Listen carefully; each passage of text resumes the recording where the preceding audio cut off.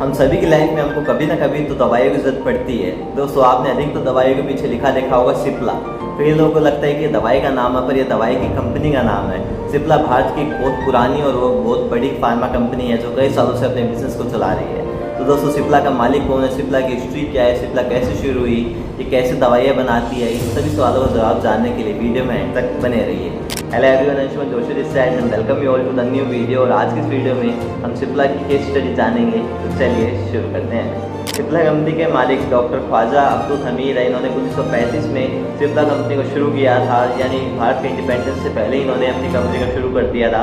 तब से आज तक सिप्ला भारत में बहुत तेज़ी से ग्रो कर रही है। सिप्ला को शुरू करने वाले ख्वाजा जी का जन्म 31 अक्टूबर 1898 को उत्तर प्रदेश के अलीगढ़ में हुआ था। अपनी स्कूलिंग को पूरी करने के बाद इन्होंने इलाहाबाद यूनिवर्सिटी से ग्रेजुएशन और पोस्ट ग्रेजुएशन की और उसके बाद वो पीएचडी करने के लिए जर्मनी के बर्लिन यूनिवर्सिटी में चले गए। दोस्तों, उस टाइम पर जो जर्मनी है वो केमिकल लीडर हुआ करता था। हमीद उस टाइम पे भारत में थे जब भारत में अंग्रेज़ों का राज हुआ करता था। वे अंग्रेज़ों की गुलामी से तंग आ चुके थे। भारत में भी इंडिपेंडेंस की लहर चल रही थी। वो गांधी जी के विचारों से बहुत ज़्यादा प्रभावित थे और देशभक्ति की भावना के साथ ही उन्होंने साल 1935 में chemical industrial and pharmaceutical laboratories Cipla को 2 लाख की इनिशियल इन्वेस्टमेंट से शुरू किया। सिप्ला ने अपनी जो प्रोडक्शन है, अपनी जो मैन्युफैक्चरिंग है, उसको 1937 से स्टार्ट किया था और आज के टाइम पे सिप्ला भारत की सबसे पुरानी फार्मा कंपनी है। सिप्ला की शुरुआत होने के बाद सिप्ला ने भारत में सस्ती और अच्छी दवाई बनाने और उसको डिस्ट्रीब्यूशन पर ध्यान देने पर जोर दिया। उसके बाद दोस्तों इसी दौरान सेकेंड वर्ल्ड वॉर आ गया और उसमें दवाइयों की डिमांड तेज़ी से बढ़ने लगी और सिप्ला की अच्छी और सस्ती दवाइयों की वजह से सिप्ला ने बड़ी बड़ी एमएनसीज को टक्कर दी। सिप्ला के अलावा डॉक्टर साहब वो पहले इंसान थे जिन्होंने भारत में CSIR जैसे इंस्टीट्यूशन के एस्टेब्लिशमेंट का कॉन्सेप्ट लिया। और दोस्तों, CSIR आज नेशनल केमिकल लेबोरेटरी है जिसकी बहुत सारी ब्रांच पूरे भारत में फैली हुई है।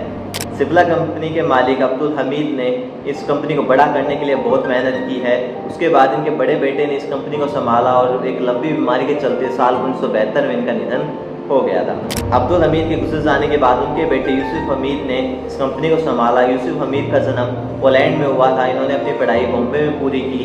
इसके बाद इन्होंने भारत में ग्रेजुएशन कर इंग्लैंड की कैम्ब्रिज यूनिवर्सिटी से केमिस्ट्री में PhD की और पढ़ाई पूरी करने के बाद ये अपने पिताजी के बिजनेस में आ गए। और मीडिया के मुताबिक स्टार्टिंग में इन्होंने अपने पिता की कंपनी में 1500 रुपये की सैलरी पर नौकरी करनी शुरू की और ये सैलरी भी उनको 1 साल के बाद मिली थी।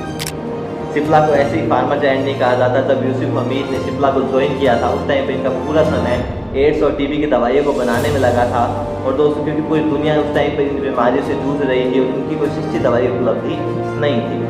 यूसुफ हमीद ने सबसे पहले एड्स की जेनेरिक दवाई बनाकर पूरी दुनिया को चौंका दिया और उसके बाद इन्होंने एड्स की जेनेरिक दवाई बहुत सस्ते में पूरी दुनिया को उपलब्ध कराई।